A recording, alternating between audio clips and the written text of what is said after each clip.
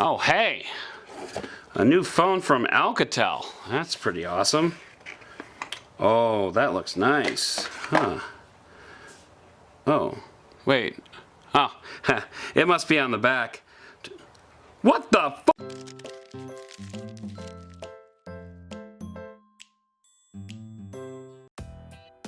Alcatel has carved a niche for itself in the mid-range smartphone market. Sure, its parent company TCL is responsible for the BlackBerry Key 1, and in the future may be bringing us more Palm phones, but the Alcatel Idol line is a dependable standby if you want a nice phone that won't break the bank. The Alcatel Idol 5 is just such a device. We have been using the Idol 5 on the Cricket network for about a week now, and we're ready to share our thoughts. In its Idol line of phones, Alcatel has kept a consistent look and feel to the hardware. It looks like a glass slab mounted on top of an aluminum chassis. The plastic backing is typical of mid-range phones, but from the front, this is a very pretty design. The design is also symmetrical, which is reminiscent of one of the Idol's old tricks. You used to be able to use it either right side up or upside down. That isn't the case now, which is a little sad, but realistically probably didn't have much of a use case. Around the sides of the phone, you'll find a power button on the left and a volume rocker on the right. Also on the right is the Now key or the Boom key. Its name seemingly depends on where in the software you happen to be. The Boom key is similar to BlackBerry's convenience key, but with much better execution. You can configure the Boom key to open several apps or access several functions on the phone. You can use it to launch Clash Royale or launch Google Assistant. The advantage over the convenience key is that you can configure several apps or several functions to the key, but not unfortunately both. You cannot configure it to launch a geocaching app or turn on a flashlight. Functions and apps are separate for some reason. But still, this button is really nice. On the bottom, you'll find a USB charging port capable of utilizing MediaTek's Pump Express charging. Yes, MediaTek seriously calls it Pump Express. There's also a headphone jack. The top and bottom of the phone sport dual front-facing speakers. Speaking of the front-facing speakers, call quality on the Idol 5 is just fine. People still talk on phones, right? Callers reported that we came through loud and clear. On our end, the speakers weren't as loud as some phones we've used in the past, but we were still able to hear our callers without much difficulty. Both the camera on the front and the camera on the back include a flash. On the inside, we have a MediaTek octa-core 2.35 GHz Helio P20 processor, 2 GB of RAM, 32 GB of storage, expandable up to 256 GB. The front camera is an 8-megapixel sensor with a 12-megapixel shooter on the back. The screen is a 5.2-inch Full HD panel. All of this is powered by a 2,850 mAh battery. What you won't find anywhere on the phone is a fingerprint sensor. It's 2017 and companies are still making phones with no fingerprint sensor. Since we're in the era of the iPhone X, we should clarify that there is no biometric unlock mechanism at all. This is, simply put, unacceptable in this day and age. We're going to let you think about that for a second or two before we move on.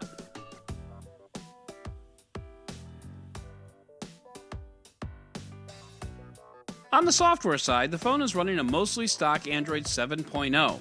The home screen grid and icons are highly customizable. You can adjust the grid size, icon size, and the size of the text labels.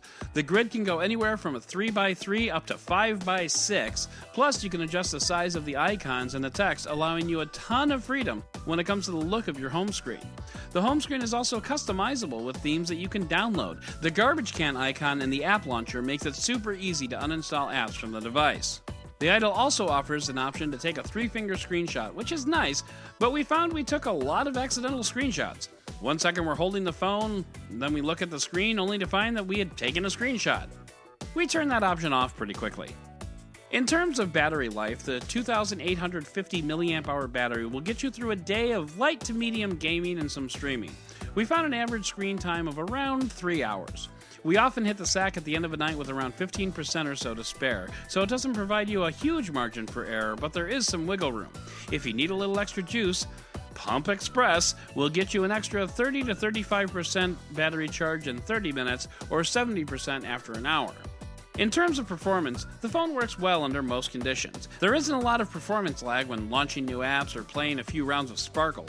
We did notice that more intense apps like VR could cause the phone to stutter here and there. This most commonly manifested itself in a jump in the center of the VR interface. Speaking of the VR interface, the Alcatel Idol 5 is designed to work with its Uni 360 VR headset.